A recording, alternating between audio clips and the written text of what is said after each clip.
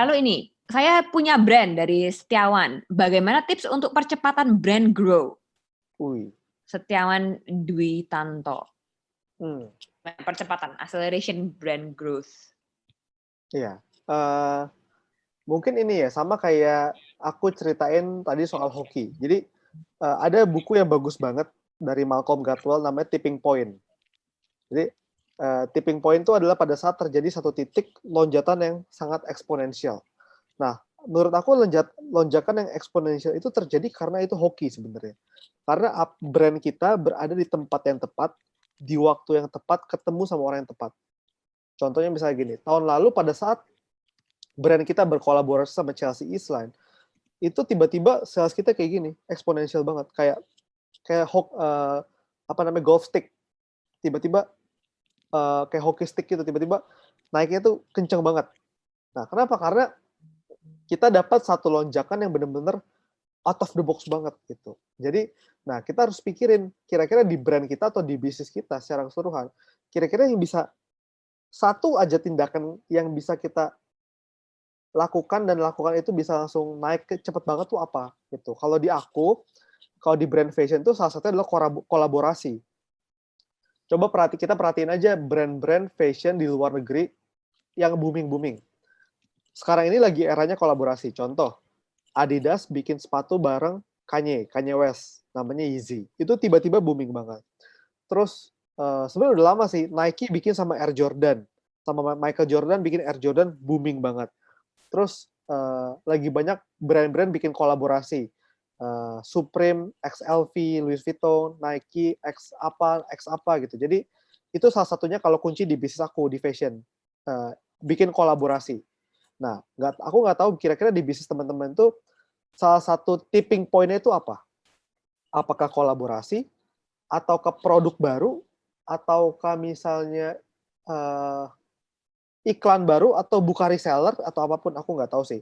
Tapi kalau di aku, salah satu tipping point-nya itu adalah bikin campaign baru, bikin gebrakan baru. Itu 2019.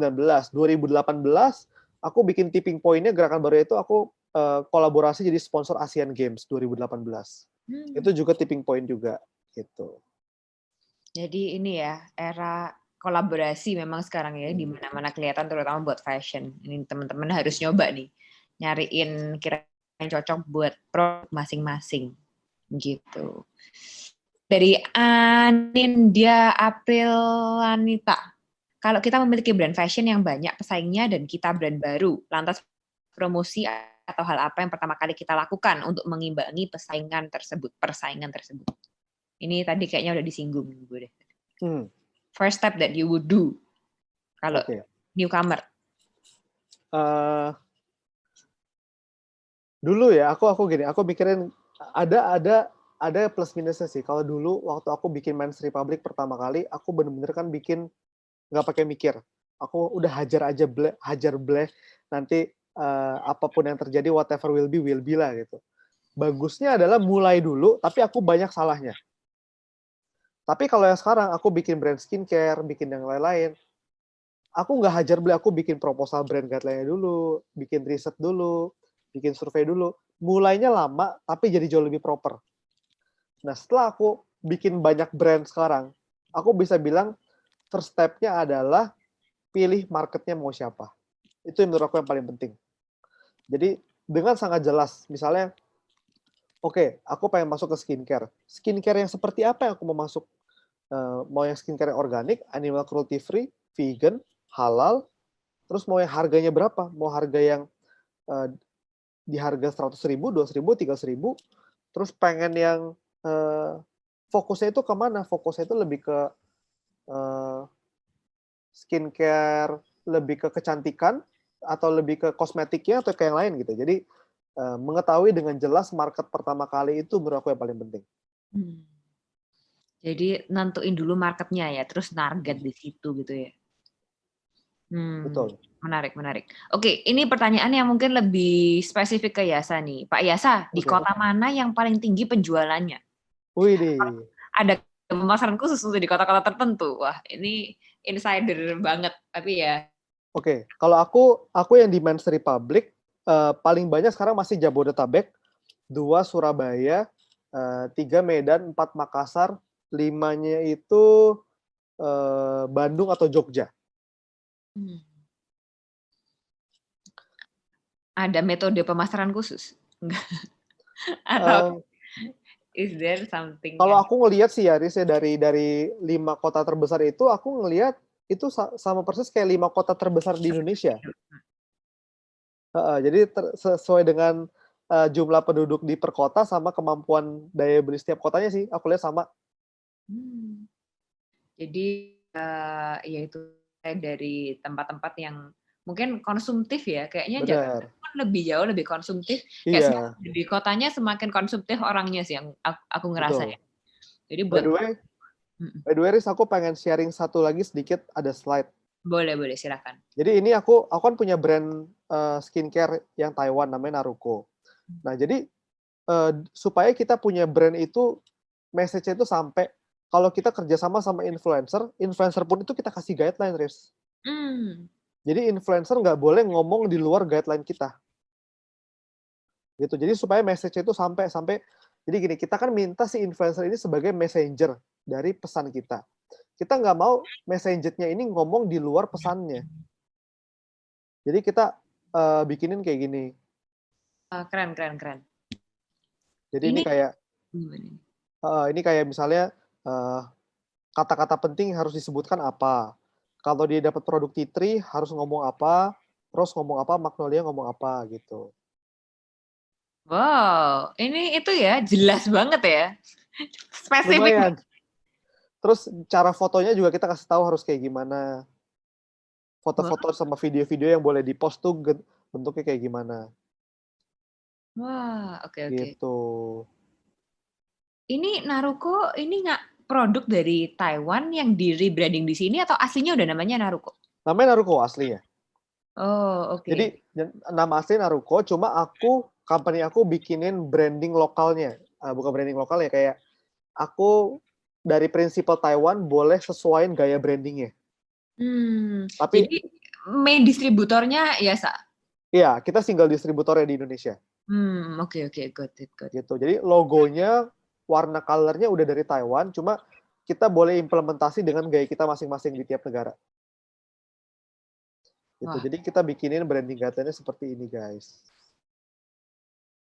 Gitu. Jadi supaya si influencer itu ngomong yang persis seperti apa yang kita arahkan. Gitu.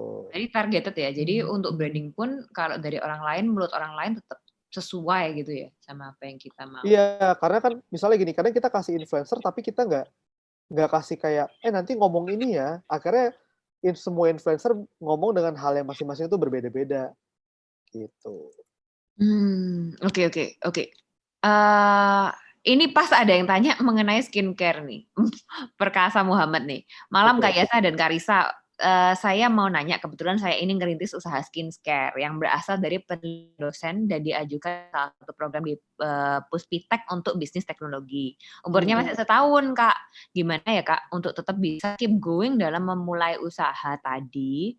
Yang Kak Yasa bilang nggak gampang, ngajak orang berarti banyak yang dimulai sendiri. Tipsnya apa ya, Kak? Oke, tips. Oke. Menurut aku bagus banget sih kalau misalnya skincare ini udah based on penelitian, udah based on research, karena nggak gampang kan untuk cari orang R&D-nya gitu. Aku pun sekarang lagi bikin skincare yang lokal, brand lokal sendiri yang Karania, aku pun cari orang R&D-nya. Mungkin bisa juga kerjasama sama tergantung sih gini, bisa juga kerjasama sama brand-brand yang udah ada, kayak kita jual formulanya, atau kita menjadi kayak pusat research-nya itu bisa juga.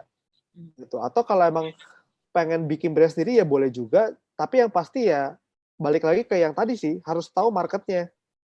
Ini kayaknya lebih ke itu deh, ya, kayak gimana caranya kamu sambil kuliah, sambil berjualan, sambil start your own business mulainya gitu. I think ya. Oh, oke. Apa aku bener apa enggak? Tapi kalau tadi ya gimana nih tipsnya? Mungkin bisa sharing juga. Oke. Tips ya, mulai bisnis kuliah ya. Aku mulai bisnis itu pas aku semester 2 kuliah waktu itu. Aku kuliah S1 aku ambil komunikasi di BINUS, S2 aku ambil business management. Eh, aku sih ngerasa gimana ya? Pertama mungkin aku milih kuliah yang aku suka. Jadi tuh aku nggak ngerasa kayak kayak berat banget sih ngejalaninnya waktu itu. Dan aku juga tipe yang gini, Riz. Aku tuh dulu waktu kuliah itu aku lebih pilih daripada aku dapat untung setiap bulan 10 juta tapi aku kerja sendiri, aku lebih pilih untung aku 2 juta aja tapi 8 jutanya bayar karyawan. Hmm. Jadi kayak aku waktu pas awal-awal kuliah gitu semester 2 atau 3 aku kayak udah ada 5 sampai 6 karyawan dan semua itu anak-anak kampus aku semua aku ajak kerja di perusahaan aku gitu supaya aku bisa bagi waktu gitu. Jadi aku jujur aja aku nggak gitu ngerasa kesulitan sih waktu lagi kuliah sambil ngejalanin bisnis. Tapi kalau ditanya dulu waktu lagi kuliah, apa prioritasnya, bisnis atau kuliah, aku pilih bisnis. Karena waktu itu aku bayar kuliah dengan uang bisnis, jadi bisnis harus jalan. Gitu. Oke, oke, oke. Jadi Keren. intinya mungkin belajar di belajar yang kita suka, sama bangun tim di dalam bisnis itu akan sangat memudahkan banget kalau aku. Jadi mau mendelegasikan juga ya, jadi kerjaan. Iya. Nah, tapi aku kan dulu kuliahnya di BINUS, aku nggak yakin kalau kuliahnya kayak kamu, Riz, bisa juga. Kayaknya harus ada jiwa dagangnya. Aku yang nggak pede buat jualan nih. Belajar dari kamu ceritanya. Oke, Gitu sih. jadi gitu Perkasa Muhammad bagi waktu. Ya. By the way, ini Riz, ini yang aku kasih lihat contoh juga. Tadi kan yang skincare influencer guideline-nya. Ini yang Men's Republic. Oh, keren, keren, keren. Gitu. Jadi ini contoh-contohnya kalau dia harus foto tuh kayaknya gimana. Wow, outfit guideline-nya juga ya. Iya, desain Design mood color. board juga. Iya, gitu sih. Jadi secara jelas ada. Oke, ini buat teman-teman terutama yang di bisnis garment yang mau nyari diversifikasi ya, kayaknya ini penting banget. Ini nih, aku merasa ini pertanyaannya menarik nih dari Ibu Suci Mulyana. Saya punya grosir baju, Kak. Kebetulan sudah dikatakan berjalan karena sudah memiliki 200 riset. Dan omset juga sudah lumayan. Bagaimana cara mempertahankan brand dan terus mengembangkan brand yang ada, sehingga konsumen tidak bosan atau beralih ke brand lain? Ya. Pertama harus selalu stay relevan sama apa yang market sekarang lagi pergi kemana. Misalnya kayak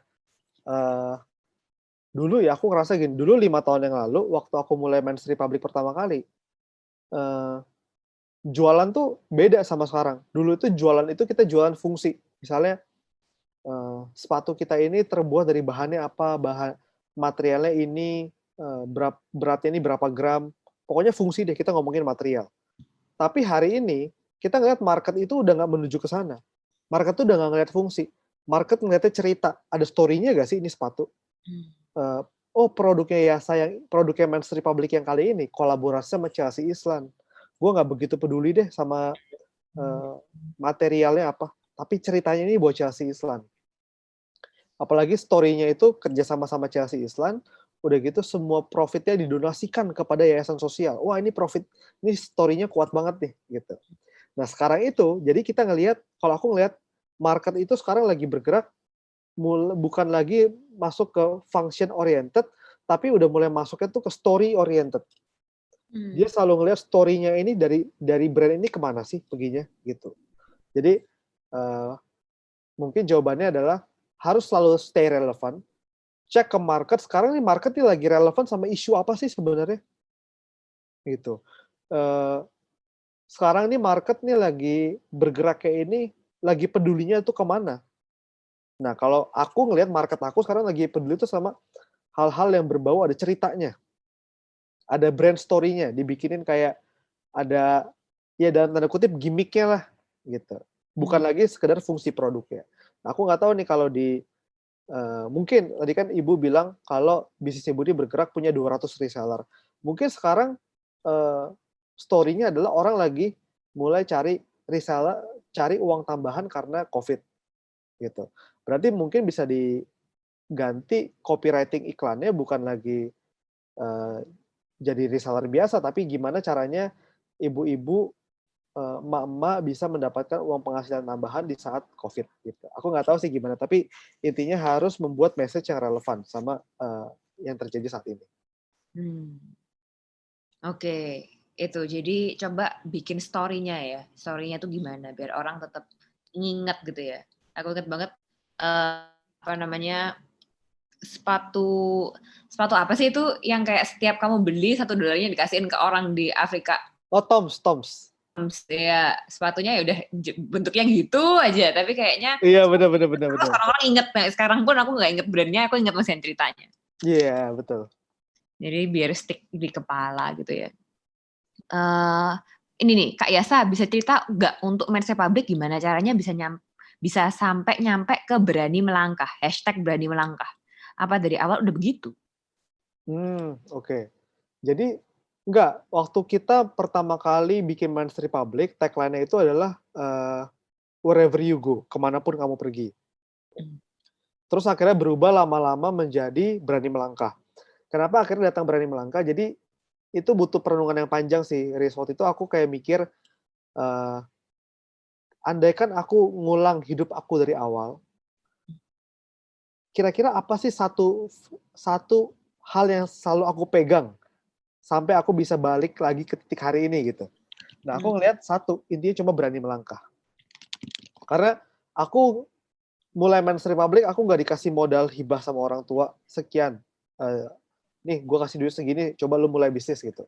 Aku juga nggak dikasih pengetahuan banyak soal dunia bisnis, karena orang tuaku karyawan. Tapi waktu itu ya aku cuma berani melangkah aja. Aku hajar aja deh, aku nekat aja datang ke Bandung, tanyain pabrik satu-satu kalau pengen mulai bisnis gimana Om, boleh gak ngutang dulu, boleh gak bantu saya jualan gitu. Ternyata bisa gitu.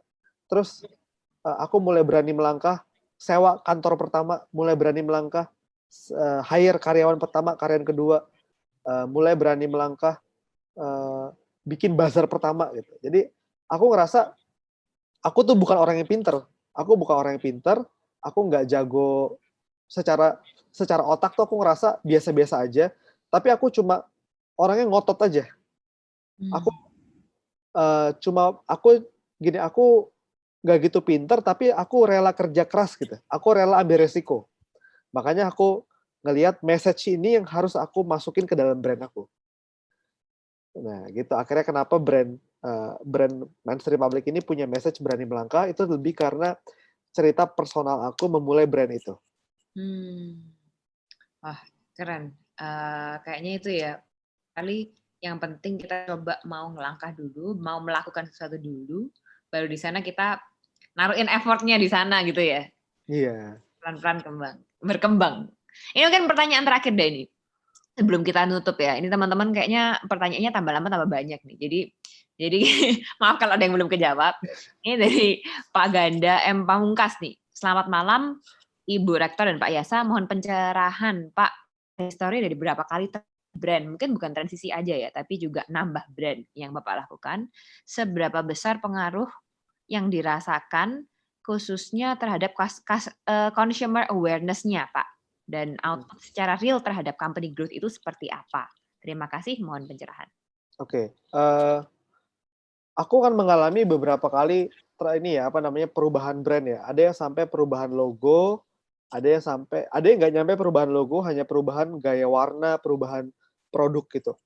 Aku ada yang berhasil, ada yang jatuh gitu. Yang berhasil tuh kayak misalnya dulu dari yang sebelum ini menjadi yang sekarang tuh berhasil tuh. Kita sustain, maju terus.